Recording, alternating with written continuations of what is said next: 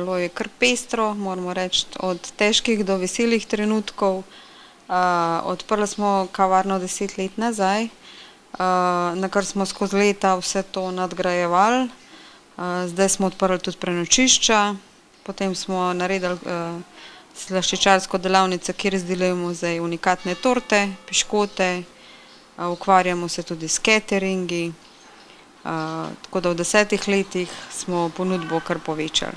In s čim ste pravzaprav začeli? Začeli smo pa samo s kavarno. Imeli smo en prostor, ki ga vidite tukaj, to je bil en majhen prostor, potem smo kavarno povečali za 20 stolov in pa naredili kuhinjo, naredili prenočišče in vsako leto se je to povečevalo. No, zelo znana in poznana je kavarna Broder prav po cateringih. Kje vse prirejate, organizirate cateringe?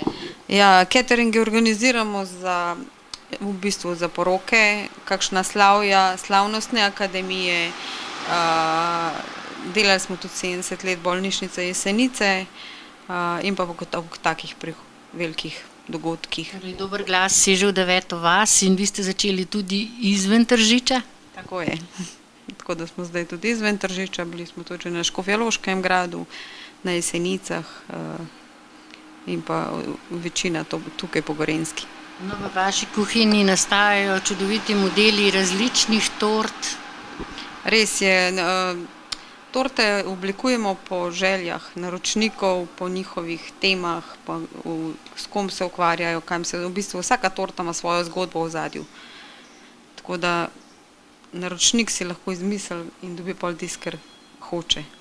To so poročne torte, torte ob različnih obletnicah in pa tudi otroci prirejajo različne zabave tukaj v vašem prostoru. Ja, imamo tudi za kakšne otroke, kakšne rojstnodnevne zabave, vendar tega v zadnjem času malo manj. Bolj starejši otroci, tako kadar da naročijo tortice pa take stvari. Drugače imamo pa bolj na terenu, tako catering. Po čem pa obiskovalke in obiskovalci najraje posegajo, kadar pridejo v vašo kavarno?